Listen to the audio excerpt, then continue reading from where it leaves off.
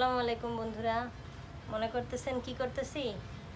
আমি এবার চিন্তা করছি আমার শখের বাড়ি শখের খামারে যত রকমের সবজি গাছ করব, কোনোটার বীজই কিনে আনবো না।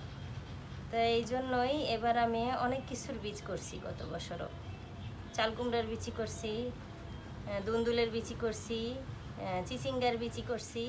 তো বাকি ছিল ডাঁটা শাকের। তো বড় বড় ডাঁটা শাক হয়েছিল আমার এবার খামারে, সেই ডাঁটা শাকের আমি বিচি করছি। এই যে এই বিচিগুলা মানে এখন আমি ঝাইরা নিতেছি, এগুলো রোদ্রে দিছিলাম, রোদ্রে দিয়ে এখন ঝাইরা নিয়ে আমি এগুলো বের করতেছি। এটাই পরবর্তীতে আবার যখন এই বর্ষা শেষ হয়ে শুকনো কাল আসবে, যখন ডাঁটার সিজন আসবে আর কি, তখন আমি আবার এই ডাঁটাগুলো বুনবো, জানি আমার কিনে আনতে না হয়।